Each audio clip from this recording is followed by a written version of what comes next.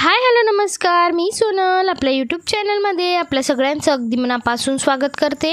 कसे आहात आपण? मजेत ना? मी पण मजेत। बघा, आज मी घेऊन आलेली आहे आपल्या घरातील काही ज्या अशा गोष्टी आहेत ज्या आपल्याला कामं करायला खूप अवघड होतं आणि वेळ जातो, तर याच गोष्टी आपण काही सोप्या पद्धतीने करणार आहोत आणि अशाच काही टिप्स मी घेऊन आज आलेली आहे। तर बघा, तुम्हाला जर व्हिडिओ आवडत असेल तर व्हिडिओला लाईक करायला विसरू नका आणि चॅनलला सबस्क्राईब करा, जेणेकरून तुमच्याकडे माझ्या सगळ्या व्हिडिओज नक्की तुमच्यापर्यंत पोहोचतील। आणि तुम्हाला व्हिडिओ आवडली असेल तर व्हिडिओला नक्कीच लाईक करायला विसरू नका। बघा, या ठिकाणी आपलं जे काय करायचं आहे आपल्याला, बघा या प्रकारची जी पाकिट असतात, कुरकुरे खाल्ले किंवा असे काही खाल्लं बिस्किट वगैरे, पण अशी पाकिट जे असतात ते उघडचे उघडे राहतात। आपण काय करतो की याला फोल्ड करून ठेवून देतो किंवा आपण याला असं हवाबंद डब्यामध्ये ठेवतो, पण तरीही जेव्हा आपण पुढच्या वेळेस खातो तरी हे चांबट लागतात, दमट लागतात।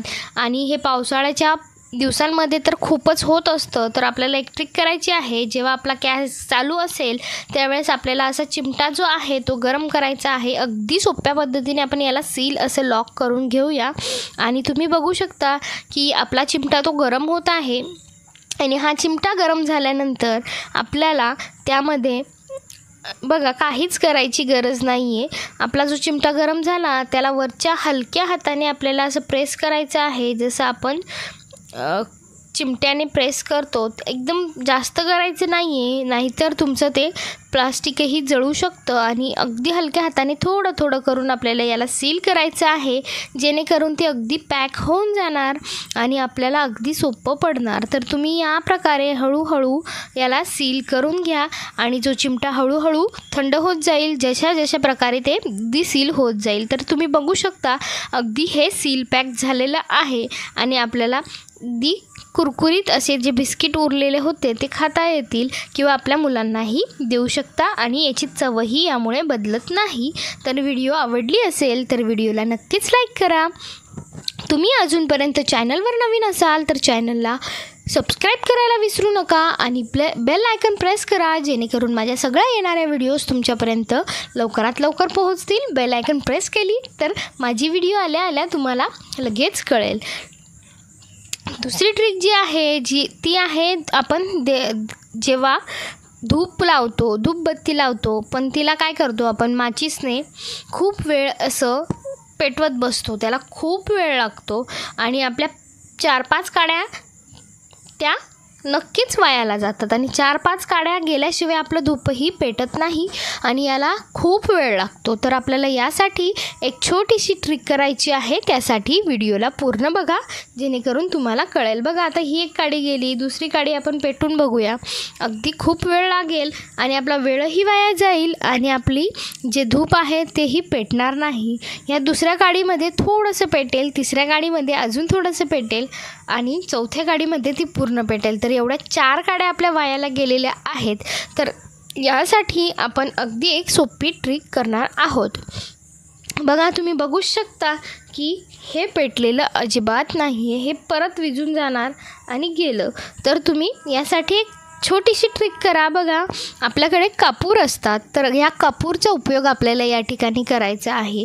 तर यातून आपल्याला एकच कापूर घ्यायचा आहे आणि हा कापूर आपल्याला आपल्या धूपबत्तीच्या वरच्या बाजूला ठेवायचा आहे। तर बघा, या ठिकाणी आपण ही धूपबत्तीवर एक कापूर ठेवला आणि ज्या प्रकारे आपण कापूर पेटवतो त्या प्रकारे आपण सगळ्यात पहिले कापूरला पेटवायचं आहे। ते अगदी 1 सेकंडमध्ये पेटतं, जसं आपण काडी लावल्या आणि आपली जास्ती काड्याही वायाला जात नाहीत, एवढंही लक्षात ठेवा। आणि ज्या प्रकारे कपूरचा वास येतो ते आपल्या हेल्थसाठी अगदी खूप खूप महत्त्वाचं आहे। आणि तुम्ही बघू शकता जेव्हा आपल्या घरात कपूर हे जाळलं जातं त्यावेळेस आपल्या घरात अगदी आनंदाचा आणि छान असं वातावरण निर्माण होतं। तर एकदा एक कपूर त्यावर जाळली ते कपूरही जळणार आहे आणि दुसरा फायदा म्हणजे आपला त्यासोबतच धूपबत्तीही जळणार आहे, म्हणजे आपल्या एका कामामध्ये 2 कामं होऊन जाणार आणि आपल्याला डबल कपूर आणि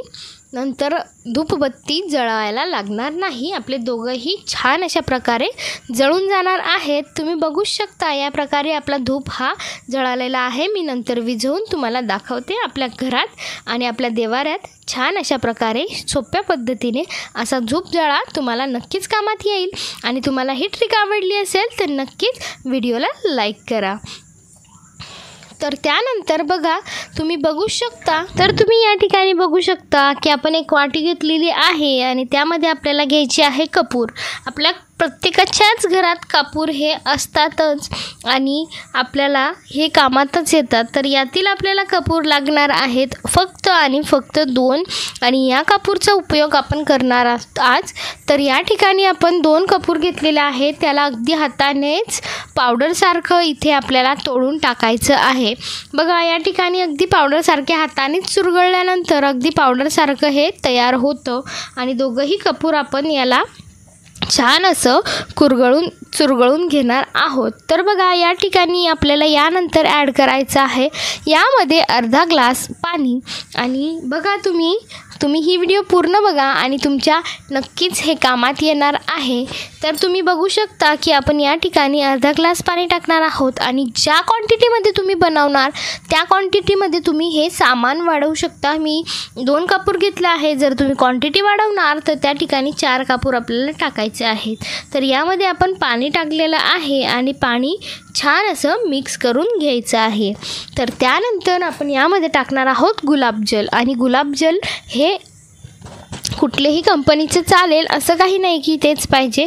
तर आपण 1 ते 2 चम्मच इतकं गुलाबजल या पाण्यामध्ये टाकणार आहोत आणि याला अगदी अर्ध्या तासासाठी किंवा अर्ध्या तासापेक्षा जास्त याला असंच सोडून देणार आहोत, जेणेकरून जे कपूर आहे ते आपल्या पाण्यात विरघळेल आणि काही विरघळलं नाही तर ते पाण्यामध्ये छान प्रकारे राहील आणि त्याच्याने कापूर आणि गुलाबजलचा सुगंध एकत्रित होईल. तर बघा या ठिकाणी आपण एक प्लेट घेतलेली आहे. त्यामध्ये आपल्याला चाळणीने हे पाणी चाळून घ्यायचं आहे आणि जे कपूर उरतं त्यालाही आपण त्या चमच्यानेच बारीक करून घेतलं तर आपलं कपूरही वायाला जाणार नाही. तर आपण या ठिकाणी या दोघांना छान असं मिक्स करून घेऊया आणि याला साईडला ठेवून देऊ.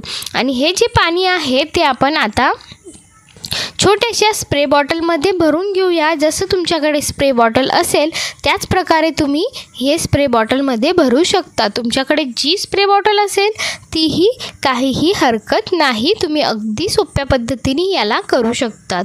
आपण स्प्रे बॉटलमध्ये भरून घेऊया. माझ्याकडे छोटी बॉटल होती म्हणून मी छोटी बॉटल घेतली. तुम्ही मोठीही घेऊ शकता आणि याची क्वांटिटीही वाढवू शकता. तर तुम्ही म्हणणार हा स्प्रे आपण कुठे मारणार, तर हा स्प्रे आपण आपल्या पूर्ण घरात मारणार आहोत.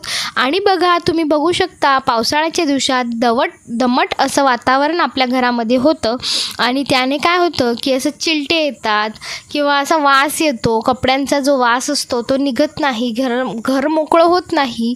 जसं उन्हाळ्याच्या वेळेस होत नाही तसं पावसाळ्यामध्ये नक्कीच होतं आणि त्याचा त्रास आपल्याला होतो की आपण कधी बाहेरून आलो तर आपल्या घरामध्ये असा वास येतो आणि मग आपल्याला वेगळंच वाटतं. तर हा स्प्रे तुम्ही घरामध्ये नक्कीच मारू शकता आणि तुमच्या घरात सुगंध हा नक्कीच पसरेल. ही व्हिडिओ आवडली असेल तर व्हिडिओला लाईक करा, चॅनलला सबस्क्राईब करायला विसरू नका. धन्यवाद.